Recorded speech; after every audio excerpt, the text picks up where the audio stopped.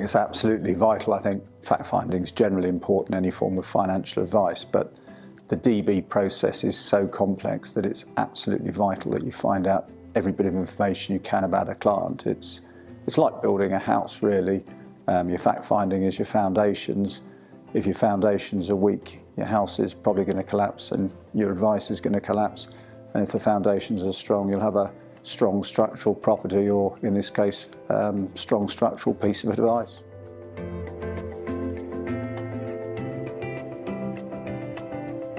I think the main reason is there's so many different elements to the DB transfer. If you think of all the things you've got to take into account, age, health, attitude to risk, whether there's lifetime allowance implications, annual allowance implications, family situation, married or not, spouse's benefits or not, tax position, other assets. So to bring that all together, you can only personalise that to an individual. You can't come up with some kind of generic solution that says this is right and that's wrong.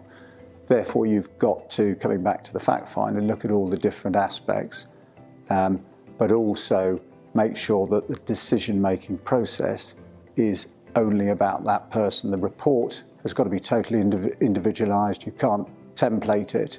And in addition, these are life-changing decisions that clients are making. It's absolutely vital that every avenue is considered. And if it's not personalised, how can you be considering every avenue?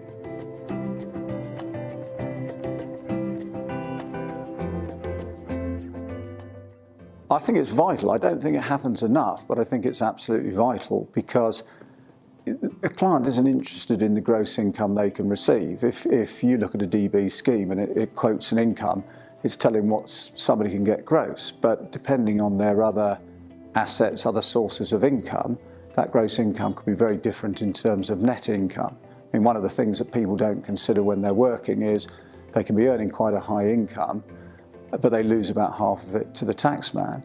When they get to retirement, the position can be very different, should be very different if they plan correctly. So if you look at any client, their main concern is, in retirement, have I got enough money to live off?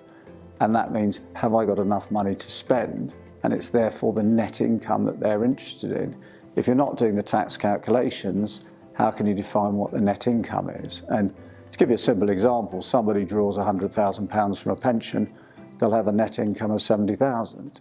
If on the other hand they draw 45,000 from a pension, they perhaps draw £20,000 from joint ISAs, husband and wife, they've got, say, £23,000 worth of collective gains, they're actually drawing out £88,000, so £12,000 less. But the tax liability is only £7,000. So they end up in their pocket with £11,000 more, although they started with £12,000 less. So it's a simple example, but when you take into account things like enterprise investment schemes, venture capital trusts, offshore bonds, buy-to-lets, the process becomes more and more complex. Therefore, the tax part becomes more and more vital.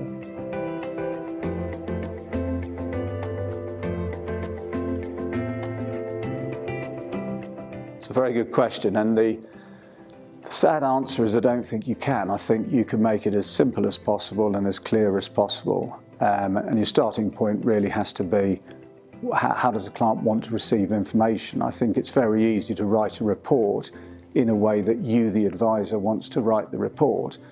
But I think it's more important to write a report in the way that the client wants to receive a report. So, I find perhaps with a forward-driving CEO or controlling director, they might just want the bullet points because they're always busy and that's all they want. You've got other people that want bullet points and perhaps some supporting evidence in appendices, and then you've got your more analytical types that want a detailed report where absolutely everything is considered and put in each section. So it's adapting the report to suit the individual, and then I think you've got to work through the reporting in the most logical way you can to then get down to some clear upsides and downsides which the client can understand, but there isn't a simple shortcut process, unfortunately.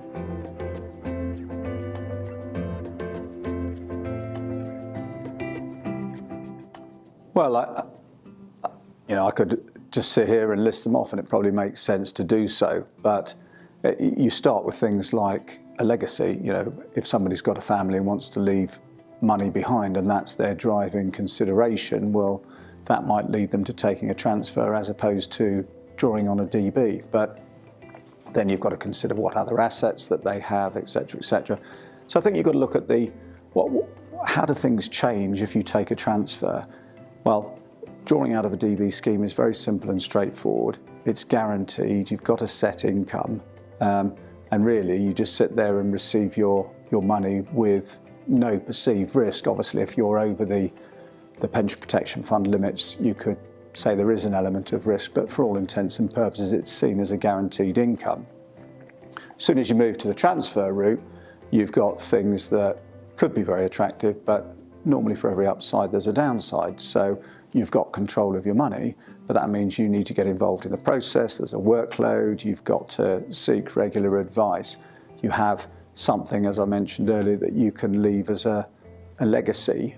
Spouse's income, for example, it might be 50% from the scheme through taking the transfer value and going into drawdown. The spouse, providing the funds keep working, can draw down the same level that you were drawing down prior to death.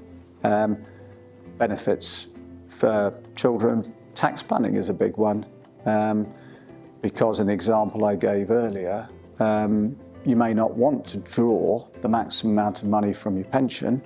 You might want to constrain that to the 45,000 limit so that you're using your personal allowance and paying 20% tax, and then draw down on other assets. If inheritance tax planning is a key part of your process, you'll probably want to draw on other assets before drawing on the pension, because if you're going to pass on something and your children will get 60% benefit from that as opposed to the 100% benefit from the pension, why would you leave that intact and eat that away if inheritance tax is your driver?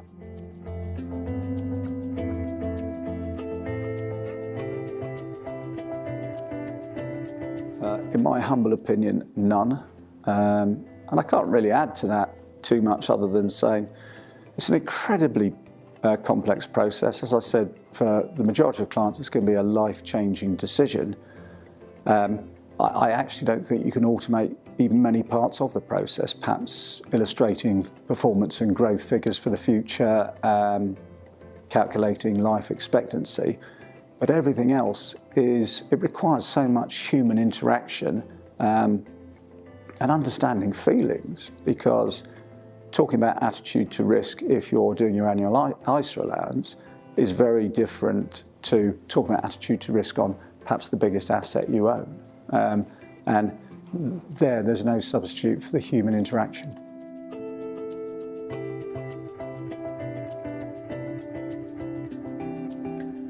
Well, I think the principles stay the same, but then the problem you've got is things like, do you take the hit now, draw the money out, take 55% tax as a hit if you're doing a transfer? Do you defer the benefits and pay a 25% tax hit? And then obviously you move on and you've got a second test at 75, so you've got to look at what the position's going to be then. But also, if you are going to make the transfer, there's got to be some kind of plan for withdrawing funds to make sure you're not paying a second charge. So it's principally the same things, but you'll then just get into a greater level of complexity, and everything that I've already talked about comes into play more and more, and particularly the tax planning side of things, because if somebody's paying a big tax charge, it's quite nice to do some tax planning that might help them recover some of that tax, or certainly minimise the tax burden at 75. And again, you've got to be considering all the income sources they have, all the assets, and it's a dynamic equation. As soon as you change something over here in their tax planning, then that has an impact over here. So it's modelling, remodelling, and dealing with that extra level of complexity. Lots of hard work, but hopefully a clear explanation to the client.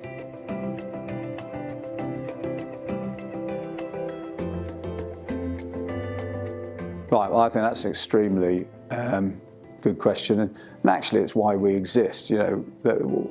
people come to us to make sure they make the right decisions or have the best possible chance of making the right decisions.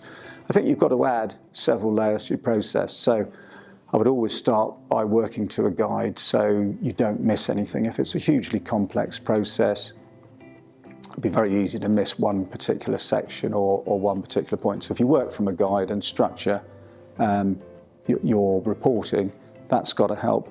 Once you've done the report, then make sure you've got a checklist. And I would involve at least one other person. So you might have a financial advisor working with a paraplanner, get them both to go through the checklist, sign it off. 2 pairs of eyes are a lot better than one.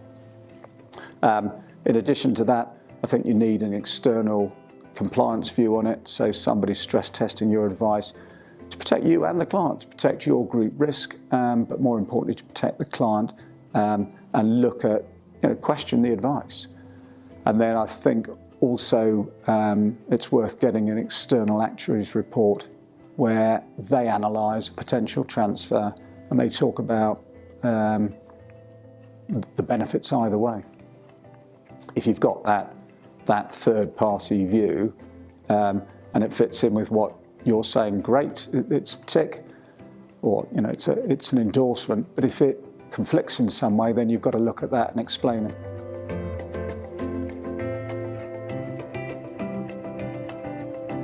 That's simple. You contact a lovely fellow called Ben Simpson on 0207 710 3468, or go to our website, which is www.flmltd.com.